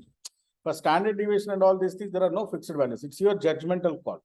But definitely 728 seems to be a very, very out of range value. So that is what you have to look for. And then the quartiles, quartiles will not give us much of the things. Quartiles just for reference, but we can use them later if you are converting a numeric variable to categorical variable, high, medium, low. If you are trying to convert a numeric variable to categorical variable, high, medium, low categorization, you know, right? That time quartiles will be used. Greater than 75, third quartile will be high. Between third quartile and second quartile will be medium, and less than second quartile would be low. So that time quartiles will be used, but when you are looking at described output, first thing is the min and the max and the mean and the median and the standard deviation. These are the critical data points you should look for. Okay. Now, the other metrics we need to know is print Airbnb dot price dot skew. Print Airbnb dot price dot cut. Now, asymmetry. Asymmetry means how close is data to normal distribution. Now, in both the cases, the mathematical sign is important. Mathematical sign is important. Rather than the value, we are bothered about the mathematical sign. Positive skewness. Positive skewness, the peak of the curve. The peak of the curve is on left side. The peak of the curve is on left side. What curve? I'm talking about the bell curve, right? The peak will move towards the left and there will be a very long tail towards the right. That is positive skewness. Negative skewness. Peak of the curve is on right side. Peak of the curve will be on the right side with a long tail onto the left side. Okay. Then positive kurtosis. Positive kurtosis indicates tall and narrow peak. The peak will be tall and narrow. Negative kurtosis means flat and wide peak. It will be flat and wide peak. So the mathematical signs are important. If you want to see the visualization,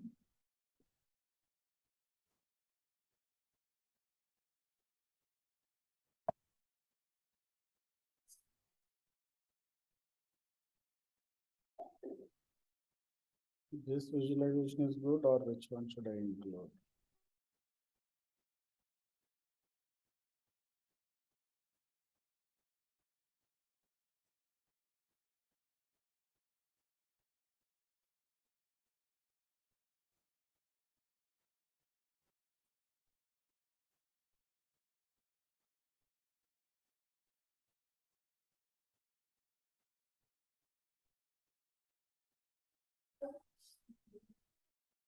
Okay.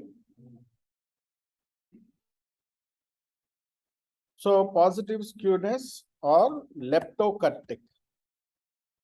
Positive skewness or leptokurtic. See, narrow peak. And mesokurtic. Mesokurtic is equal to 2, normal distribution. Less than 3 is platykurtic. Negative kurtosis is platykurtic. Okay. So you can see the things. Positive skewness, peak on the left side. Zero skewness, normal distribution. Negative skewness, peak is onto the right side. Negative kurtosis, also called as platykurtic, flat and wide peak, is equal to 3. Mesokurtic means normal distribution. Mesokurtic means normal distribution. Greater than 3, leptokurtic or positive kurtosis.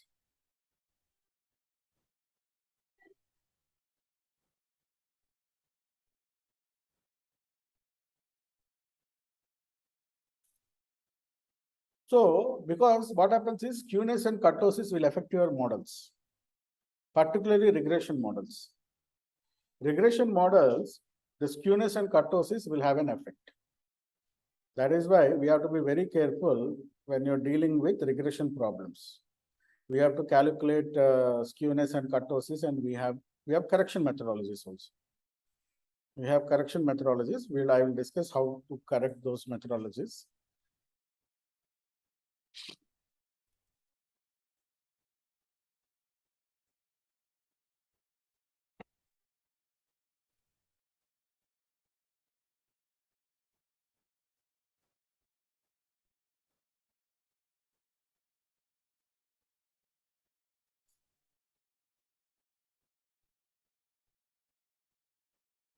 So any doubt in univariate statistics?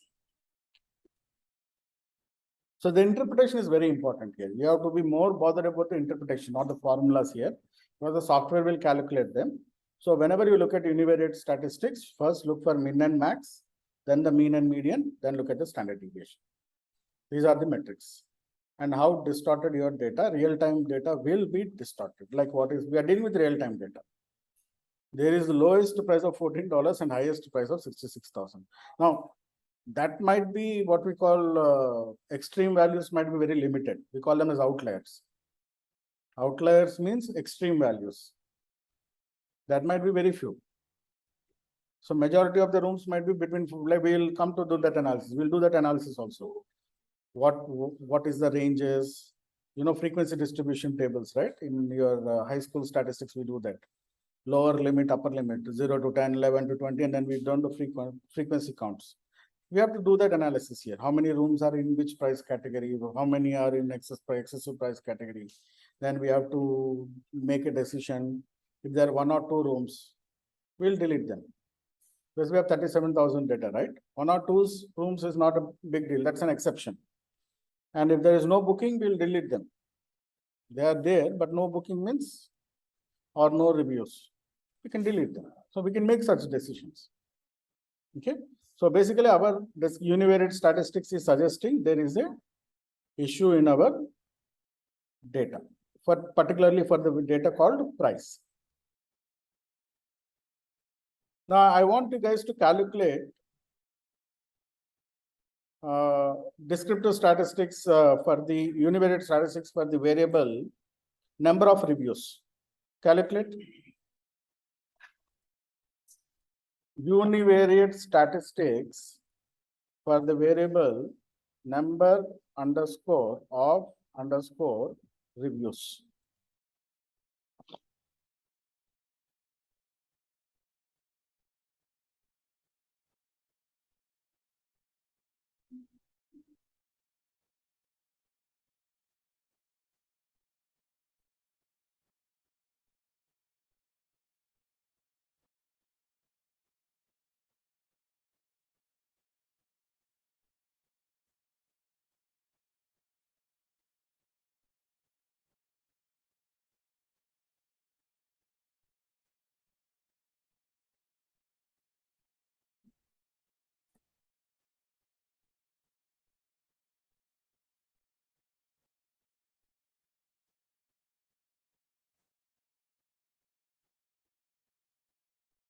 Okay.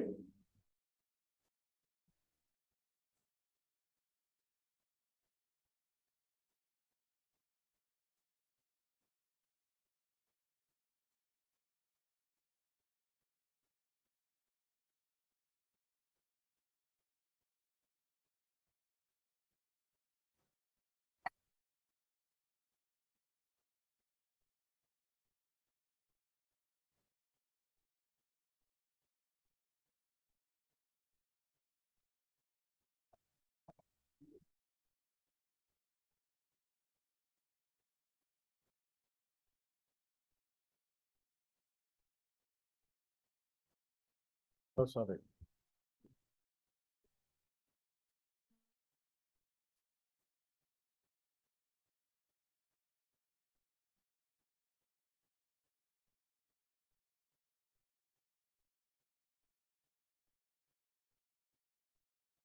Min is 0, max is 1195.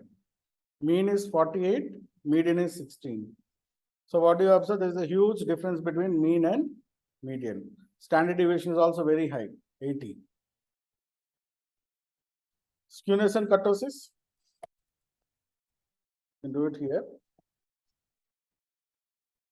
If you want print multiple outputs, you have to add the print command. Or skew.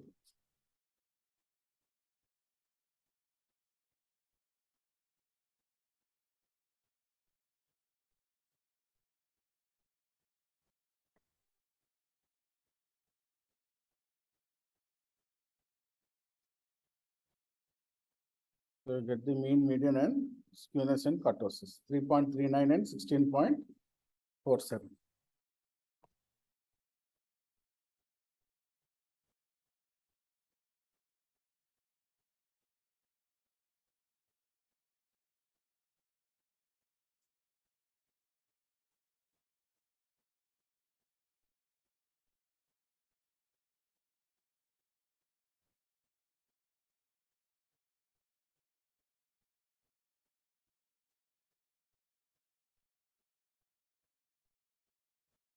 Okay.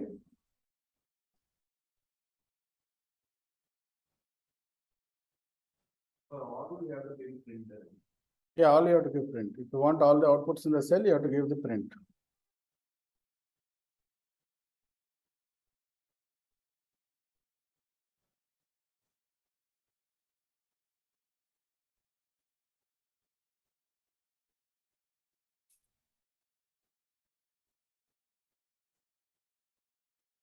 Suppose if you want to know what is what, then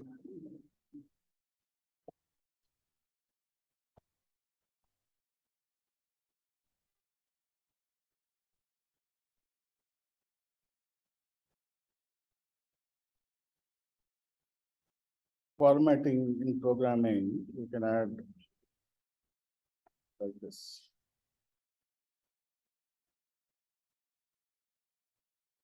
Then you will know what is what is skew, what is cut.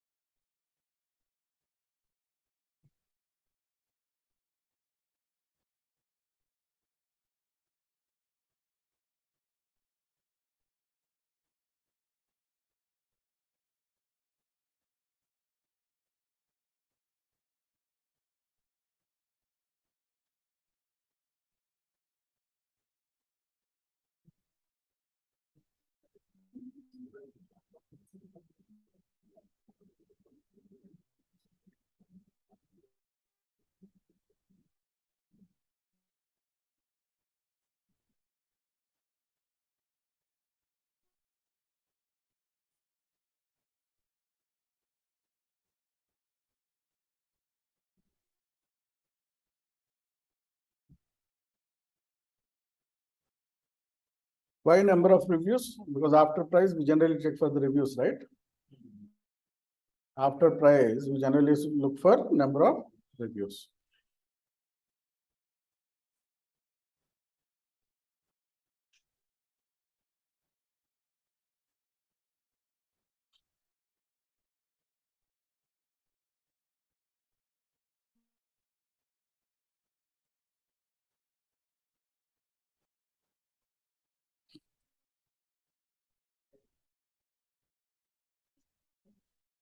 Okay. Any doubts in univariate? So the interpretation is very important. That is what your validation would be, not the numbers. System will, the software will give you the numbers. What it means, you have to interpret and analyze. So the min, the max, the mean and the median and the standard deviation will tell you what is the problem with your data. Now, let us get to the second part of our exploratory data analysis, data visualization or the univariate plots. Data visualization or univariate plots. Since we are dealing with univariate, let's complete the univariate with the plots also. Now, in univariate plots, we have many plots. We have the line plot, we have the bar plot, we have the pie diagram, right? These are all univariate plots,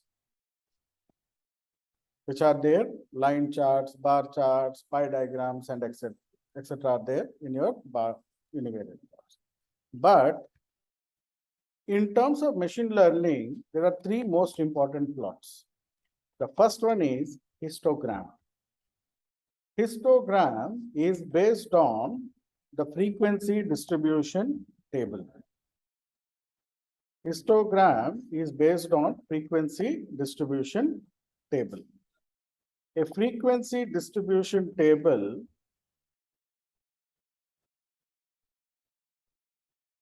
will have class interval which has your lower limit and the upper limit, and then the frequency. We will count how many will fall into that category. Histogram. Histogram provides skewness, kurtosis, and outliers. Histogram indicates skewness, kurtosis, and outliers.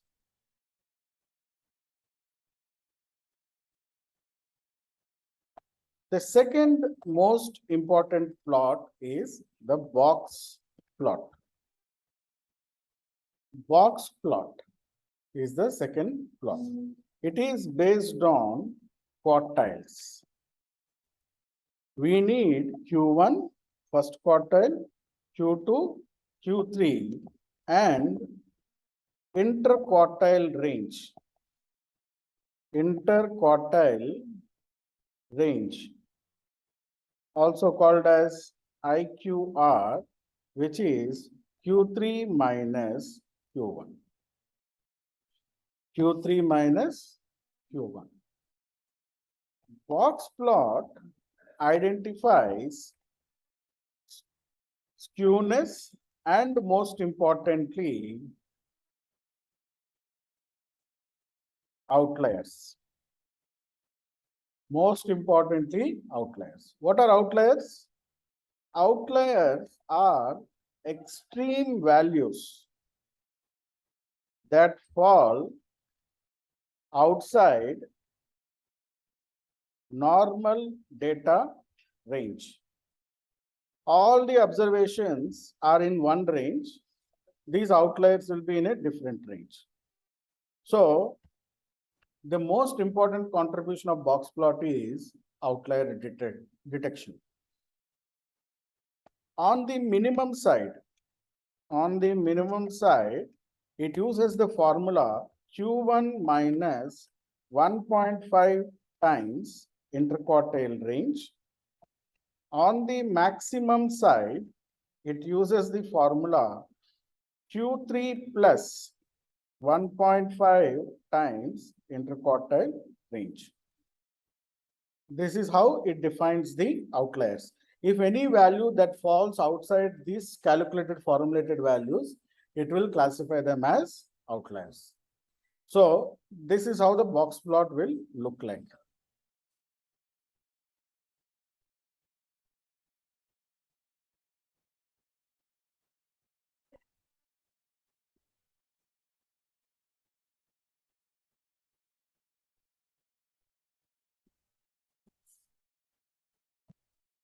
See, this is how the box plot will identify outliers. The position of the box, if the box is on the left side, positive skewness. If the box is onto the right side, negative skewness. And this is the limit for Q3 plus 1.5 into interquartile range. Anything above, it will classify them as dots, outliers. On the minimum side, Q1 minus 1.5 times interquartile range. Interquartile range is Q3 minus Q1. Third quartile minus first quartile. This is called box plot. Very important plot for identifying skewness and outliers. We are mostly bothered about skewness and outliers in data. We are mostly bothered. So box plots we widely use. You will be using widely the box plots in your analysis. So this is the structure of a box plot. It's a fixed value. It's a fixed value. The third plot is the density curve. The third plot is the density curve based on standard density scores. The curve will show how close data is to normal distribution. The third plot is the density curve based on the standard density scores, which will tell us how close the data is to normal distribution.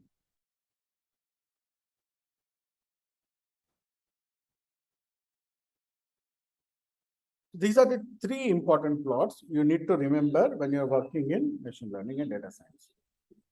On numeric variables, you should do this. On numeric variables, you must do these things.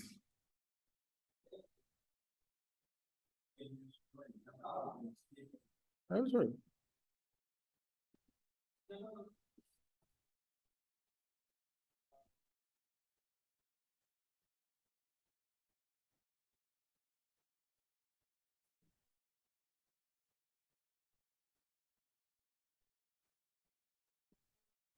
See, this red one is the density curve, kernel density curve. Generally, it is plotted along with histogram. This is the normal density curve. This is your minus sigma and plus sigma, right? We'll plot it.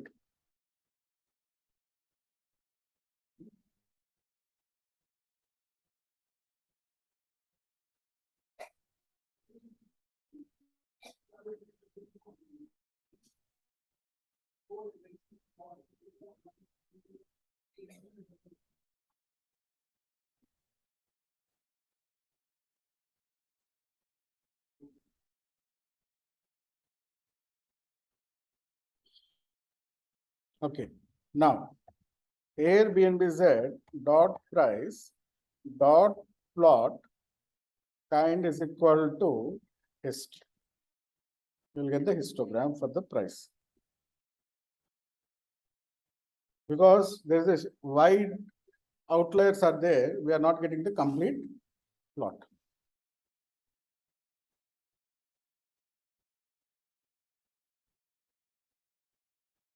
Kind is equal to hist for histogram.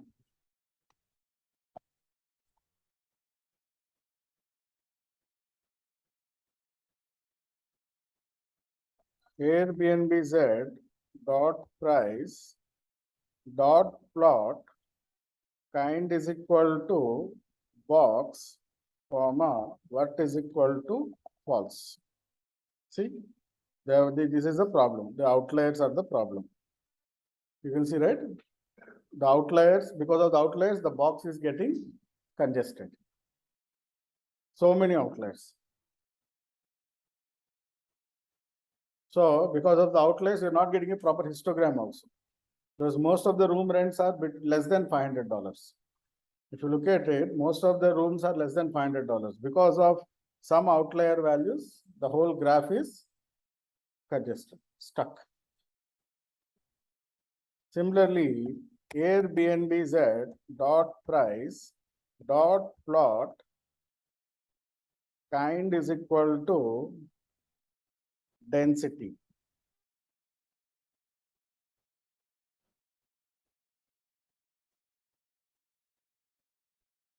See, such a narrow plot.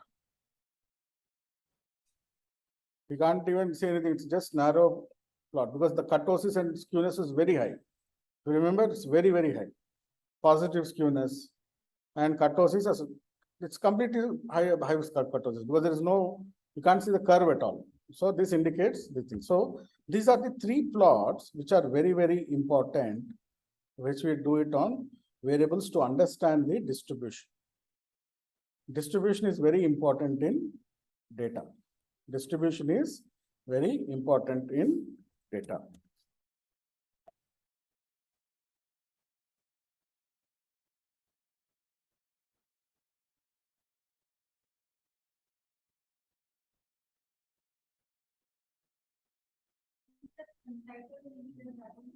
You can click on that, or you can say file, rename. You can click on untitled or file or rename. You can do. You can click on untitled, and it will open automatically a rename box. Got it?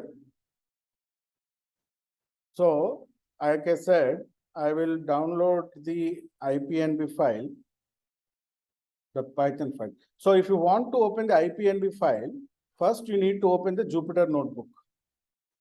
Okay? And then in Jupyter notebook, you can see here desktop, documents, and downloads. For opening IPNB file, first you need to open the Jupyter notebook. Go to Anaconda Navigator, click on Jupyter notebook, open the home page of Jupyter notebook. In home page, you can see desktop, documents, and downloads. The downloaded one will take in for Any of these folders. By default, it will go to downloads. And then you can see here, if I click on downloads and say last modified, see, I can see the IPNB file. Click it, it will open. You cannot open IPNB file directly. It has to be opened through Anaconda Navigator, Jupyter Notebook, and then the desktop, documents, or downloads. You store it, save it there, and then you can open it there. And then if you want to use my notebook, if you want to use the notebook which I am using, all you have to do is you have to change the path. You have to give your path here. No, and run all this. Then you can run all the cells. All you have to do is you have to just give your data path here. The first cell, if you give your data path, your own folder path, file name is same. Don't change the file name ever. Let it be in the folder, the file name will be same. Only thing is you just need to change the path. Make it double quotes because I'm using Mac. It will be single quotes, double quotes, and give your folder path and run all the cells. You will get all the outputs. Okay. And for your notes reference, I will also give it as a PDF file because I will be typing a lot of notes and all in this thing.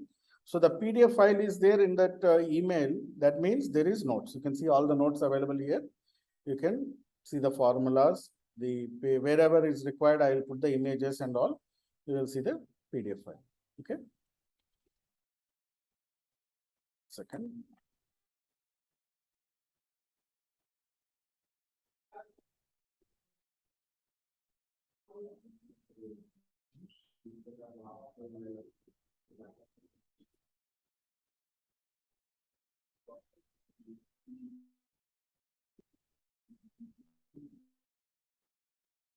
So whenever you have time, I request all of you to just go through the notes. That is one way of remembering or practice the theory part. Okay.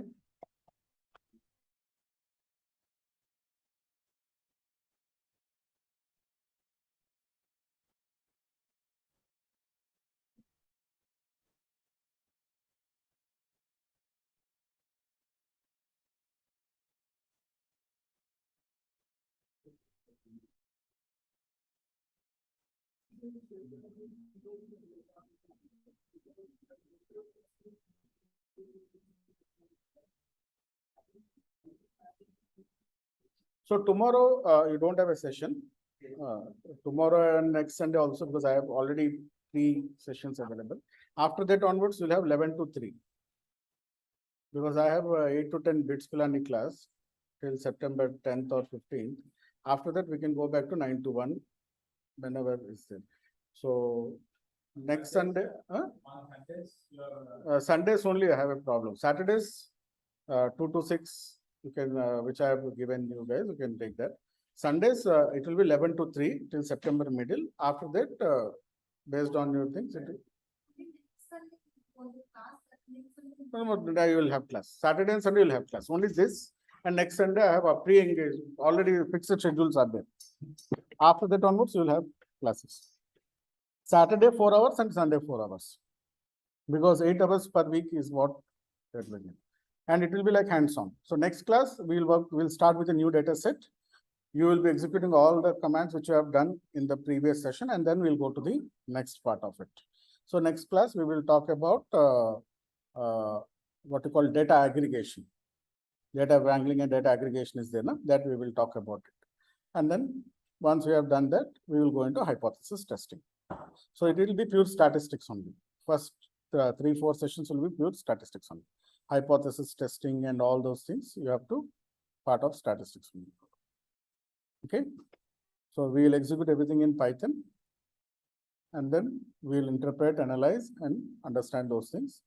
Once we have done the EDA, then we will go into data pre-processing. So after data processing, I think we'll take 1 weekend, 2 sessions. Then we'll go into model building.